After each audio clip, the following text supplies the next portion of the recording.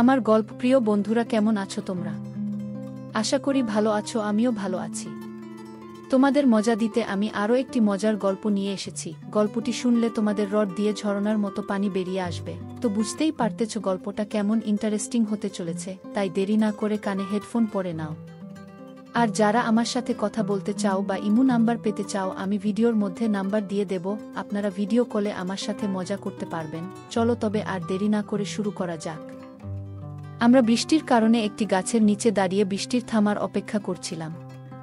চাচির পোশাক ভিজে গিয়ে তার গায়ে লেগেছিল। আমি মজা করে বললাম, চাচি তুমি তো ভিজে গেছো পুরোটাই, ঠান্ডা লাগছে না তো? চাচি হাসি দিয়ে বললেন, আমি লজ্জা পাচ্ছি, আমরা কথা বলতে বলতে বৃষ্টি উপভোগ করছিলাম। এমন সময় আমি চাচির কাছে গেলাম আর চাচিকে, আমার নাম কুনাল, আমি 23 বছরের একজন অবিবাহিত যুবক। চাচি ছিল অনেক সুন্দর আর মায়াবী, আমার থেকে 4 বছরের বড়। চাচি অনেক সাজগোজ করে থাকেন, তাতে আরও বেশি সুন্দর লাগে। চাচি শাড়ি পরতে অনেক ভালোবাসে। চাচিকে এভাবে পাবো কখনো ভাবিনি। আমার বাবা মা দুজনেই সরকারি চাকরিজীবী। পড়াশোনা শেষ করার পর আমি একটি কোম্পানিতে ইন্টারভিউ দিয়েছিলাম। একদিন আমার বাবা বললেন, গ্রামে গিয়ে তোমার দাদা দাদির সাথে দেখা করো, সেখানে তোমার চাচা চাচিরাও থাকে। কিছুদিন সেখানে থাকো, তারপর আমাদের কাছে ফিরে আসো। এরপর আমি বাইক নিয়ে গ্রামের উদ্দেশ্যে রওনা দিলাম এবং প্রায় 15 ঘন্টা পর গ্রামে পৌঁছলাম। যাত্রা শেষে রাত প্রায় 11টার দিকে আমি গ্রামে পৌঁছলাম। প্রায় 4 বছর হয়ে গেল শেষবার দাদা দাদির বাড়ি আসার পর থেকে। আসলে লকডাউনের আগে বাড়িতে আসার ইচ্ছা থাকলেও আসা সম্ভব হয়নি। 10ম শ্রেণী পর্যন্ত পড়াশোনার চাপ থাকায় বাড়িতে বেশি আসতে পারিনি। আমার এক চাচা শ্রমিক হিসাবে কাজ করতেন এবং নিজের খরচ সামলানোর জন্য কঠোর পরিশ্রম করতেন। তবে মাঝে মাঝে মদের প্রতি তার আসক্তি বাড়তে থাকায় সমস্যা তৈরি হয়েছিল। দাদা দাদি অনেকবার তাকে বোঝানোর চেষ্টা করলেও তেমন কোনো পরিবর্তন আসেনি। যখনই বাড়িতে আসতেন তিনি মদ খেয়ে আসতেন। চাচা নিজেও মাঝে মাঝে আমাকে কিছু দিতে চাইতেন, তবে আমি সব সময় তা এড়িয়ে চলতাম।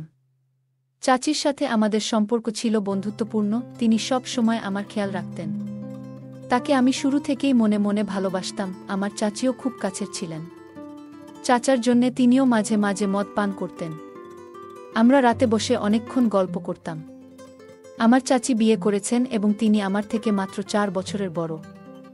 চাচির সাজসজ্জা ছিল চমৎকার আর তার রুচিও ছিল প্রশংসনীয়। তবে চাচার ব্যস্ততার কারণে চাচা চাচিকে খুব একটা সময় দিতে পারতেন না। চাচি ছিলেন খুব সুন্দর, তার রূপ এবং পোশাক দেখলে যে কারো মন জয় কেড়ে নিবে। তিনি ছিলেন অসাধারণ। আমি চাচির কোনো প্রশংসা না করে শুধুই বললাম, আমাদের বাড়িতে বাচ্চাদের আনন্দ করা কবে দেখব? তিনি হাসি দিয়ে বললেন, তোমাদের সঙ্গে তো আমিও আছি, কিন্তু আমারও তো ইচ্ছা বাচ্চা নেয়ার। কিন্তু স্বামী আমার সঙ্গে সময় কাটানোর সুযোগ পায় না। চাচার বয়স তখন 45, তিনি এক তরুণীকে বিয়ে করেছিলেন। কিছুদিন খুব ভালো সময় কাটালেও পরে চাচা বেশি মদ্যপানে আসক্ত হয়ে পড়লেন, এমনকি ঘুমিয়ে পড়তেন বাসায় এসে। বাকি দুনিয়ার কোনো খবর রাখতেন না। চাচি একদিন আমাকে এসব কথা বলছিলেন। তিনি জিজ্ঞেস করলেন, তোমার কি কোনো গার্লফ্রেন্ড আছে? আমি বললাম, না, কোনো গার্লফ্রেন্ড নেই। মেয়েবন্ধু আছে অনেক, কিন্তু গার্লফ্রেন্ড নাই। তখন তিনি মজা করে বললেন, তোমাকে তো বেশ ভালো দেখতে, এখনো গার্লফ্রেন্ড হলো না? আমার বিশ্বাস হয় না তো। আমি মজা করে বললাম, আচ্ছা চাচি, তুমি আমার গার্লফ্রেন্ড হয়ে যাও না। তিনি হেসে বললেন, তুমি বোকা, আমি তো তোমার চাচি।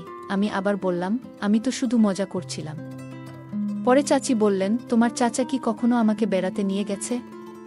বিয়ের পর থেকে আমি এই বাড়ির 4 দেয়ালের মধ্যেই আছি। তার এসব বিষয়ে কোনো আগ্রহ নেই। আমি বললাম, আচ্ছা, তাহলে আমি একটু মজা করব, ড্রিঙ্ক করব। তুমি কি আমার সঙ্গে যোগ দেবে? চাচি তখন একটু হেসে বললেন, এখন দেরি হয়ে গেছে, ঘুমাতে যাওয়া উচিত। কাল কথা বলবো। অনেকদিন পর কারো সাথে কথা বলে ভালো লাগলো। তুমি সত্যি অনেক ভালো মানুষ। আমি যখন সবাই আমাকে এমনভাবে দেখছিল যেন আমি একজন ভিন্ন অঞ্চলের মানুষ, এবং সবাই খুব আন্তরিকভাবে আমাকে আপ্যায়ন করছিল। চাচি হাসি মুখে এসে বললেন, আমি বাইরে থেকে কিছু খাবার নিয়ে এসেছি। দাদা দাদি ঘুমিয়ে পড়ার পর আমি যে ঘরে ছিলাম সেখানে চলে আসলাম। চাচি আমার ঘরে এসে বসলেন। আমি আগে থেকেই কিছু ড্রিঙ্কস প্রস্তুতি নিয়ে রেখেছিলাম। চাচি বললেন, তোমার চাচা সবসময় আমাকে একটু দেশীয় পানীয় খেতে দিতেন, তবে এটা বেশ আলাদা। আমি বললাম, এই পানীয় পান করার পর কারো সামনে গেলেও কোনো গন্ধ থাকবে না। কেউ বুঝতেই পারবে না যে তুমি ড্রিঙ্কস করছো। এটা অনেক দামি ড্রিঙ্কস। আমরা কিছুক্ষণ গল্প করছিলাম। চাচি একটু ক্লান্ত হয়ে বিছানায় শুয়ে পড়েছেন, কিন্তু হাঁটতে পারছি না। এসব মদ পান করার কারণে হয়েছে। তুমি যদি আমাকে আমার রুমে পৌঁছে দাও, অথবা আমি তোমার রুমে ঘুমাই। আমি বললাম, আমারও এখন চলার শক্তি নেই। আমি তোমাকে রুমে পৌঁছে দেব, আর আজকে বিশ্রাম নিই। তখনই চাচি আমার হাত ধরে একটু বসতে বললেন। আমরা আরও কিছুক্ষণ কথা বললাম। হঠাৎ দরজায় কড়া নাড়ার শব্দ হলো। রাত তখন 12টা বাজে। দরজা খুলতেই চাচা আমাকে দেখে হাসলেন এবং সবকিছু স্বাভাবিকভাবে চলতে থাকল। তিনি আজও মদ খেয়ে এসেছেন। গতকাল রাতে কথা বলতে বলতে আন্টি রুমে চলে গেলেন। চাচার ঘর থেকে কিছু শব্দ ভেসে আসছে, আর আমি ভাবছিলাম যে হয়তো ওদের মধ্যে কোনো ঝামেলা হয়েছে। কিছুক্ষণ পর চাচি বাইরে এসে আমার কাছে এসে বললেন, তোমার চাচা এখন শুধু ঘুমানোর জন্যই বাসায় আসে, আমাকে তেমন একটা সময় দেয় না। আমি তার কথার ইঙ্গিত বুঝতে পারছিলাম, কারণ তার মন খারাপ ছিল। চাচির কপালটাই খারাপ ছিল, কারণ চাচা সব সময় মদ পান করে ঘরে আসতেন। চাচির কথা একটুকুও ভাবে না। মাঝে মাঝে তো মদ পান করে এসে চাচিকে মারধর করতেন। চাচি এসে আমার পাশে বসে বললেন, তুমি অনেক ভালো ছেলে, তোমার চিন্তাধারাও সুন্দর। আমি তার কথাগুলো শুনছিলাম, কিন্তু বুঝতে পারছিলাম যে সে একটু বেশি আবেগপ্রবণ হয়ে পড়েছে। আমি তার দিকে তাকিয়ে শান্তভাবে কথা বলতে চেষ্টা করলাম। তখন চাচি তার হতাশার কথা শেয়ার করলেন, আর আমি তাকে বোঝানোর চেষ্টা করলাম যেন সে চিন্তা না করে। তাকে আমি অনেক বুঝালাম। আমরা কিছুক্ষণ এভাবে গল্প করলাম, আর আমি চেষ্টা করছিলাম পরিস্থিতি শান্ত রাখতে। সকাল পর্যন্ত আমরা দুজনেই একসঙ্গে সময় কাটিয়েছি, কথা বলেছি, আর একে অপরের চিন্তাভাবনা ভাগ করে নিয়েছি। চাচি সকাল বেলা বললেন যে তাকে শহরে কাজে যেতে হবে, আর আমি বললাম যে আমি তার সঙ্গে যাব। চাচা যখন যাচ্ছিলেন তখন আমাকেও সাথে নিয়ে যেতে বললেন, আর আমি তাকে বললাম যে সব ঠিক আছে। সেই রাতে চাচিকে বোঝাতে পেরে আমার নিজেরও ভালো লাগছিল। তাকে মনে মনে অনেক ভালোবেসে ফেলেছিলাম। তার কপালটাই খারাপ ছিল, কারণ এত সুন্দর আর ভালো মেয়ে এইরকম একটা জামাই পেয়েছে। তার জন্যে আমার অনেক মায়া হতো। আমরা বৃষ্টির কারণে একটি গাছের নিচে দাঁড়িয়ে বৃষ্টির থামার অপেক্ষা করছিলাম। চাচির পোশাক ভিজে গিয়ে তার গায়ে লেগেছিল।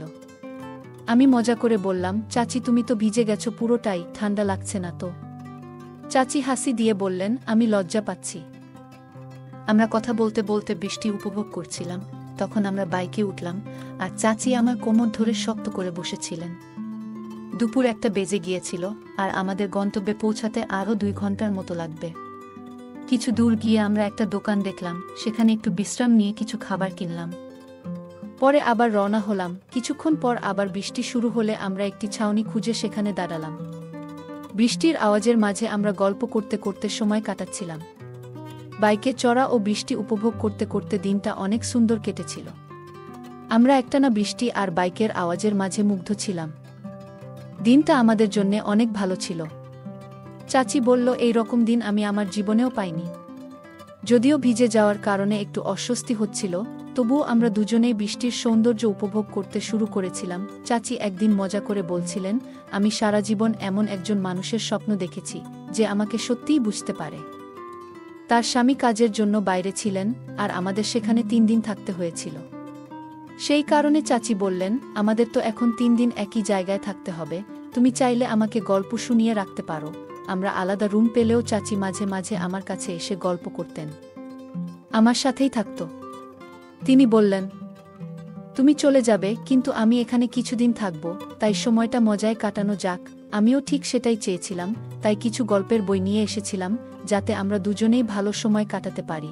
আমি গল্প শুনিয়ে চাচিকে ভালো রাখতে চেয়েছিলাম, আর সেই সময়টা খুবই উপভোগ্য ছিল।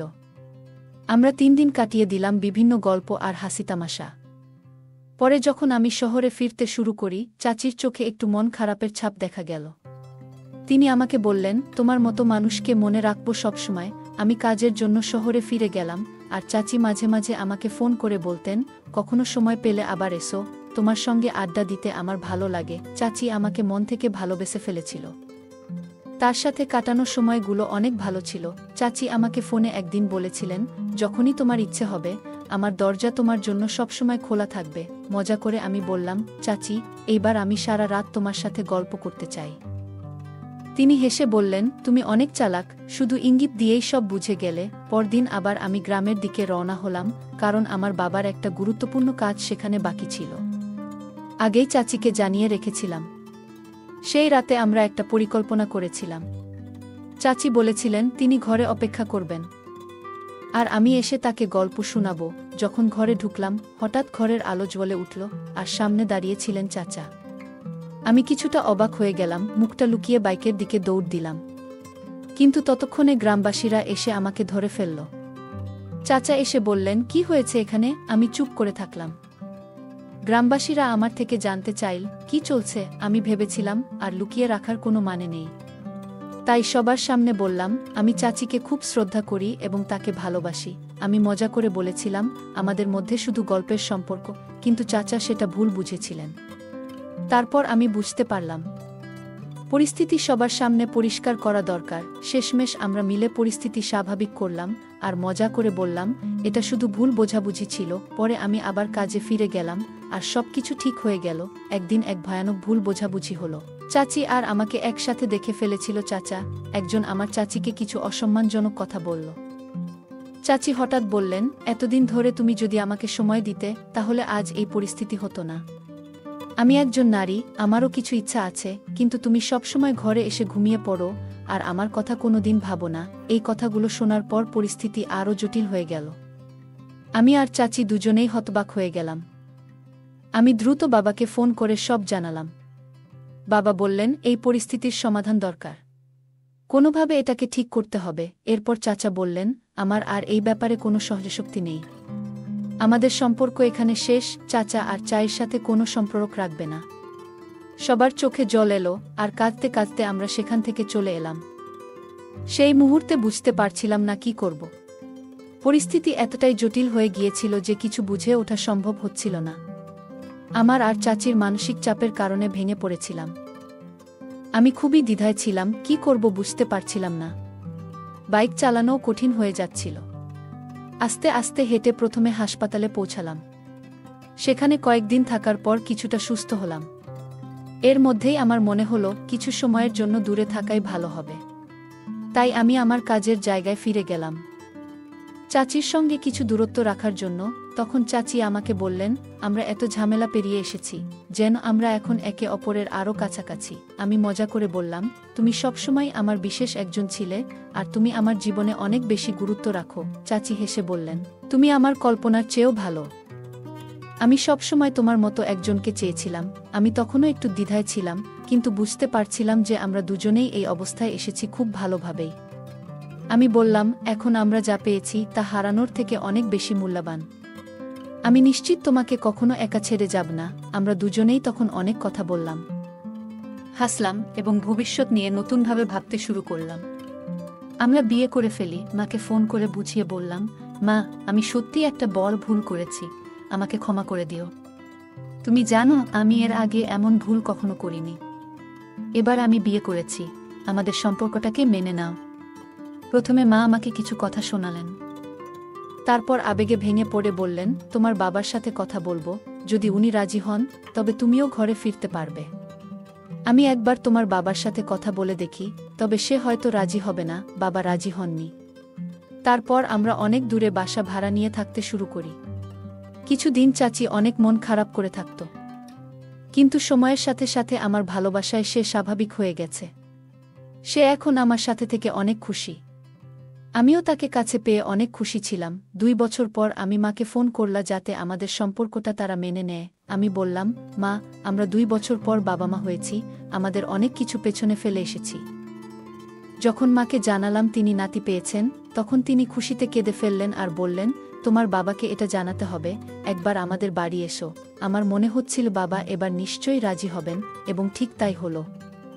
আমরা যখন বাড়ি পৌঁছালাম, বাবা প্রথমে কঠিন মুখে তাকালেন, কিন্তু নাতিকে দেখে তার মুখে হাসি ফুটে উঠল। আমাদের সবাইকে স্বাগত জানালেন। এই গল্প থেকে আমরা শিখি যে জীবনে ব্যস্ততার মাঝেও পরিবারের জন্য, বিশেষ করে সঙ্গীর জন্য সময় বের করা উচিত। আমাদের জীবনে অনেক চাহিদা থাকে, কিন্তু সম্পর্কের যত্ন নেওয়াও খুব জরুরি, নইলে সম্পর্ক দুর্বল হয়ে পড়তে পারে। বন্ধুরা, কেমন লাগলো আজকের এই রোমান্টিক গল্প? আশা করি আপনাদের ভালো লেগেছে। যদি পছন্দ হয় তাহলে ভিডিওটি লাইক, শেয়ার এবং চ্যানেলটি সাবস্ক্রাইব করতে এবং বেল আইকনটি ক্লিক করতে ভুলবে না। ধন্যবাদ। আজকের গল্পটি এ পর্যন্ত। এতক্ষণ সাথে থাকার জন্য ধন্যবাদ। দেখা হবে পরবর্তী কোনো ভিডিওতে।